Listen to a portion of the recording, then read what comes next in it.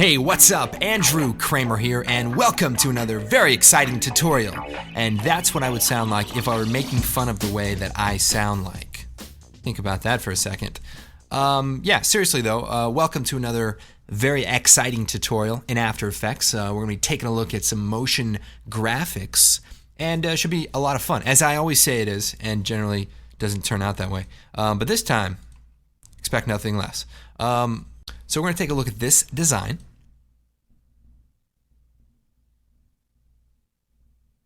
Okay, so mainly what we're looking at is this cool looking glow that's sort of illuminating from our text and our shapes here.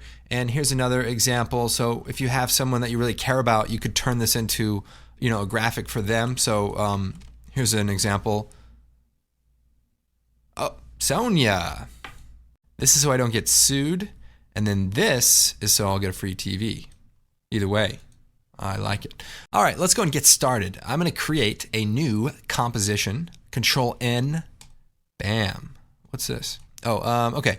So we'll make it 960 by 540. And we'll do 23976. And we'll make it about 10 seconds and 13 frames long. It's very important that you have the 13. And so we've got our thing here. I'm going to go ahead and bring out this texture, the Stonewall texture you can download in the project file. And we're going to give it some contrast. So we'll choose Effect, Color Correction, Curves. I love this effect. Who doesn't love this effect? I knew one guy. He didn't like it. He used levels. Now he's dead. So we're going to just bring the contrast down on this. And then we're going to hit F4. Bam. We'll make it a 3D layer. Sorry. I always have to do that when it's 3D. I don't have to, but I did. All right. We're going to hit R. This is going to be one of those tutorials. I can feel it. And we're going to rotate it. So I'm just going to hold down Shift and rotate it flat. And then we'll move it down.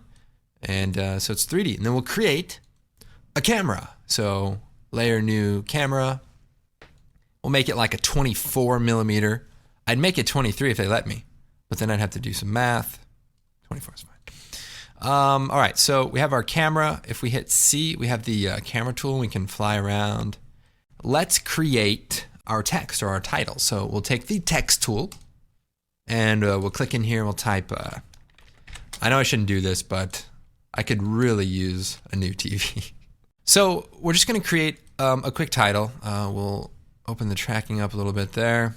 Sony wouldn't like that if the N and the Y were touching, so I wouldn't like it either if I were Sony.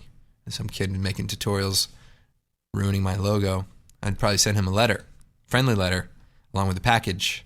And you know what would be in the package? That's right, a TV. All right, so let's pre-compose our text. So layer, pre-compose, and we'll call this title. I'm turning a 5-minute tutorial into a 25-minute tutorial. And we'll hit OK. And then we're going to open that title up.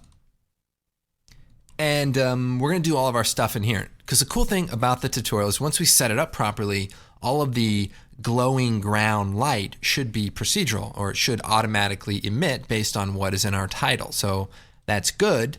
If the color of the lights is changing or the color of the title changes, the light will work appropriately. So here you can see it turns blue and,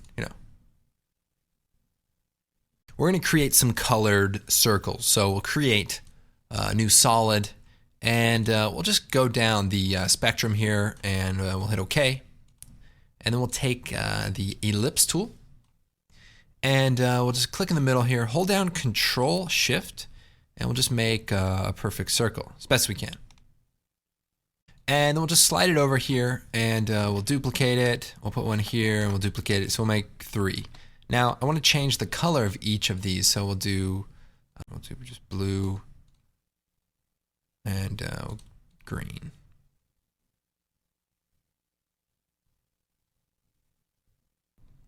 All right, so the fun thing here is you can do pretty much whatever you want. The one thing to try to do, if I hit Control R, bring up the guides, we want to make sure that we kind of keep everything inside or above this line. And actually, there'll be like an invisible line here in a second. So we'll create another new solid, And this time we'll just make it black, hit OK. And then we're going to take the rectangle tool and we're going to draw a shape around this area that we just sort of masked out. And what that does basically just creates a solid that is a black bar.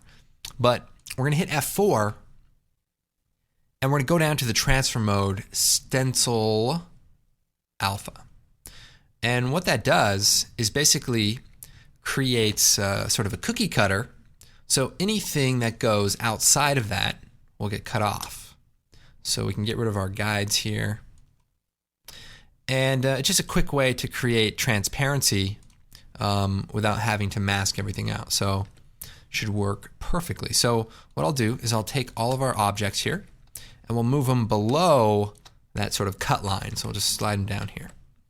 And then we'll animate the colors to kind of come on. So hold down Shift, select all three. I'll hit P, and that brings up the position parameter. So we'll hit the stopwatch for each of them, and that creates keyframe. And then we'll move forward, 13 frames or so, and we'll move these up. Perfect. Now, as I zoom in here with the plus and minus, what I want to do is cascade the animation. So I'll slide it over so the green one pops up first, and then we'll take these keyframes, we'll move these over, and then we'll take the magenta here, we'll move that over, and so it's 1, 2, 3, and then the last one, say we'll take all of them at the same time and move forward here, and then we'll animate them up again, and then we'll take our Sony logo, bring that up, hit P, and then we'll bring the Sony logo back down. So just kind of link those together. So whoosh, whoosh, whoosh. And then I don't know, it can, and then we can just animate it off again, or make it explode or whatever. Actually, I don't know if Sony would like it to explode. Maybe explode in high definition. Then we're talking on Blu-ray. All right. So we have our title, we'll close it out, and here we are back in our comp. So, we're kind of cutting off the top of it there. Some weird things are happening. Let's just take our mask here, and maybe we'll just expand the area a touch. And then, okay. All right, so now we'll make our title 3D. Bam. And then let's line it up with the surface of the floor here. So we'll just bring it down just about there. And one quick thing we can do is create sort of a fake reflection. So we'll take this. I don't actually want it to be directly on the surface. Actually, I want to be just a little bit above that. So we'll choose Edit, Duplicate, and then we'll hit W, and we're going to rotate this, basically flip it upside down, and then move it down. I'll shut this off for a second. And it'll sort of look like a reflection. Now, we can, let's see. We can go in here to, say, the front view and just make sure, we're sort of in the middle here. So this stone is this middle layer. And we want the reflection to be evenly spaced away. So maybe bring it down a bit. That's good. All right, back to the active camera. Now it looks like our circles are a little bit low there, so let's just fix that. I did this in my original example too. Like I didn't leave enough room, and then I said, well, I'll be careful not to do that in the tutorial so I don't look foolish. Well, what are you gonna do? Now, our reflection is behind the surface right now, and I'll just go ahead and name it. Hit return, by the way, to name layers. And there's a trick from an old tutorial. If we create an adjustment layer and put that below our reflection but above our stone, it will render on top. And that way, if we fly around, it'll look proper. So maybe we'll take our reflection, lower its opacity, maybe even add a fast blur, maybe vertical, and then crank up the blur just a little bit there. Okay, So this is the basic idea. We'll work on some of the look here. For our stone floor, let's add an ellipse mask. So we'll double click on that. And that creates a circle around that particular layer shape. And then we'll hit F and we'll feather it out a lot. And then hit M, double M, and we'll bring the expansion in. Now another quick thing, I'm just going to desaturate our image. So we'll choose Effect, Color Correction, Tint, which is at the bottom there. And that'll just desaturate it and look fine. Okay, so now we need to start working on this light glow, which shouldn't be too difficult. But here's what we're going to do. We're going to take the title, we're going to duplicate it, Control D. And then I want to change the color of it to red so that that layer we'll know is part of this glow system and everything else is part of the actual title. So we'll put this above the reflection here and we'll call it return glow element. And that way it's just easier to track. So what I'm going to do is take the rectangle tool here and we're going to zoom in and I want to cut off the bottom, I don't know, 5% of the title. So we'll just click here and we're going to draw a shape. Double click on the mask and we're just going to slide it down. So we're just taking the bottom portion. And so if we solo that, you see we've just stolen the bottom of the Sony. So we can probably move the anchor point as well, but you know we don't even need to do that. Let's just rotate the layer. So I'll hit W and we'll rotate on the X axis here, on that red axis. We just want to flatten the layer out. So right there. And we can move this down. And if I take the camera and kind of fly around this, you can kind of see what's going on here. Is we're attempting to position the remaining portion there right underneath the logo. So we can go to the top view, and that'll probably help us out a little bit. We'll just put this right in line with that layer.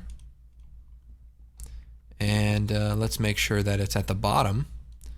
So we'll take it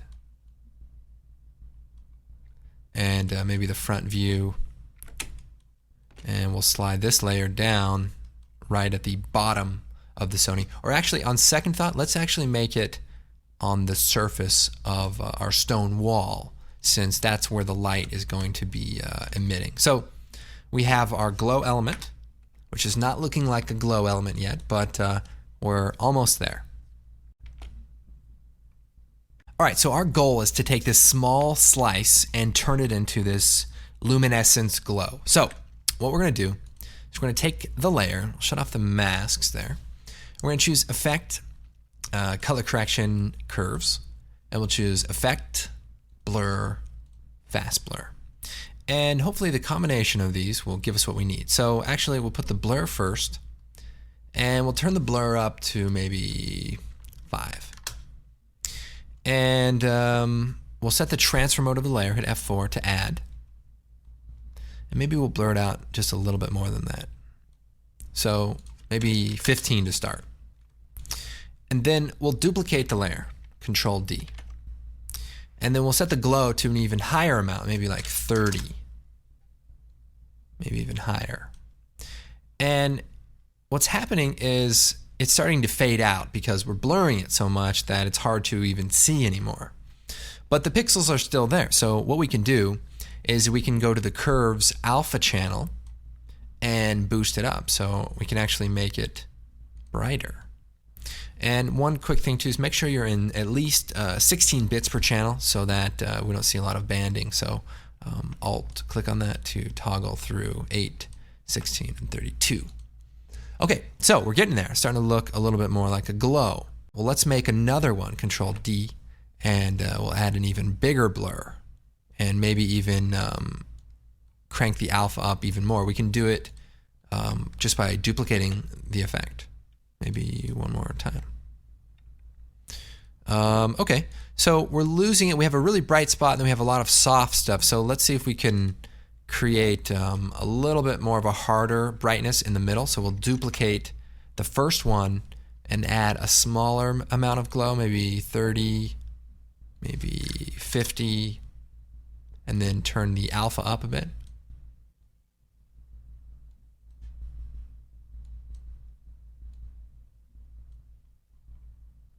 So a little bit of trial and error, but the key is to create something that looks, natural and organic. So let's see what we have here. So we'll just add a little life to our camera. We'll hit P, hold down Alt, and click on the stopwatch. And we'll type wiggle, I don't know, like 0.5 comma 75. And so every half a second, it'll move approximately 75 pixels randomly. So it should just give us a little bit of camera movement. So we'll take a look here and see what we have.